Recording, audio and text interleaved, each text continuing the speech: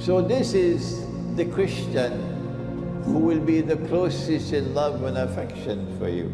Which Christian people is Allah talking about? So you have to look for a Christian people who are still holding on to the monastic way of life. Where are they? Who are the Christians who to this day are holding on to monasticism? Even if you perceive them to be hostile to you now because of past grievances, the Quran cannot be false. You can change their hearts and tomorrow they'll be the closest in love and affection to you. Yes. I hope Egypt is listening. So you'll identify them, you recognize them because of the institution of monasticism. And then Allah says a fourth thing about them. But one more thing by which you can recognize this Christian with whom you will make an alliance. وَأَنَّهُمْ لَا يَسْتَكْبِرُونَ وَأَنَّهُمْ لَا يَسْتَكْبِرُونَ. They're not an arrogant people. They don't want to rule the world. It's because they do not have arrogance stamped on their forehead. These are not a Christians who want to get the whole world to become carbon copies of themselves. Huh? They are not an arrogant people who believe that they have a birthright of superiority and that the rest of the world are like cockroaches. They're only natives and we have the burden to civilize the rest of the world. You can't study international relations and study the history of international politics without coming face to face with this arrogance. The colonization of the rest of the world so that they can civilize the rest of the world.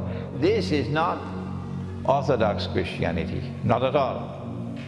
When they launched their crusades, were they Christian crusades? Yes, it was a pope who launched them, but it didn't look at all like Christian crusades. No. Why? Because they were not only after Jerusalem, they had two goals they wanted. Number one was Jerusalem and number two was Constantinople. Yes, they wanted Constantinople.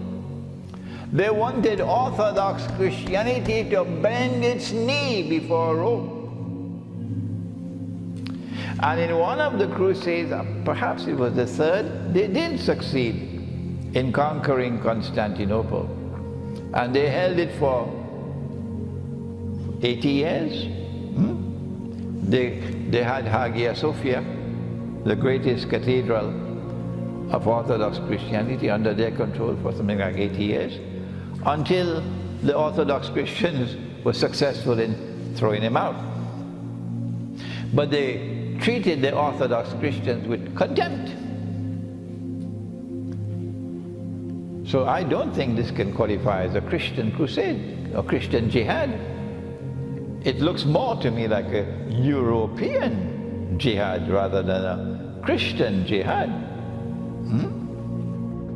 Christianity of the West, you know it. You know Christianity of the West? Very easy to recognize it. It is a Christianity which believes in a fellow with a very big beard. The only one allowed to keep a beard. Everybody else must shave off their beard. But he's allowed to keep his beard. Big, big white beard. And once a year he comes on a reindeer running, flying through the sky. Yeah. And he's in every shopping mall now, every shopping mall. This is the Western Christianity.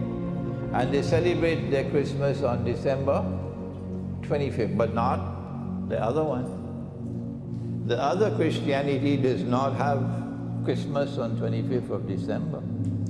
And the other Christianity is the one which still has monasticism. You can say what you want about them, but you cannot dispute the fact that these are a people who are different from the West. That one in the West is arrogant. The arrogance of that Christianity in the West, which has allied itself with Jews in a Judeo-Christian Zionist Alliance, is that it wants to transform the rest of the world into carbon copies of itself. So if you were to put on a sarong, nice for this kind of weather, sarong is very comfortable. Look at that native. Look at that native. If you want to be civilized, you got to dress the way we dress. You got to put on trousers and shirt and tie and a jacket, and then you are civilized. They want us to all become carbon copies of themselves. So if you serve me curry fish and rice that they eat with knife and fork and spoon and so on, and if we want to eat a Nasi Biryani and we wash our hands and eat, and I roll up my sleeve and I wash my hands, and like a good Malay, I eat with my hand, my fingers. That's the only way you could eat curry fish and rice. They say, what a barbarian he is. This is uncivilized. You should eat the way we eat, with cutlery. Yeah, curry fish and rice with cutlery. You must dress the way we dress. Take off that dirty beard from off your face. A civilized man is clean shaven. A civilized man wears a shirt and trousers and jacket and tie. I say that's arrogance. And there are many who say the same thing as that. That's arrogance. That we are people who want, when we want to do our numbers, pass urine and pass stool, we go outside. And they say if you do that outside, you are uncivilized, you must have a toilet inside. Who are these people? وَلَن تَرْضَى عَنْكَ الْيَهُودَ وَلَا النَّصَارَى حَتَّى تَتَّبِعَ مِلَّتَهُمْ. They are the Western European Judeo-Christian Alliance. Well, I say to you, you can take your civilization and throw it in a garbage bin.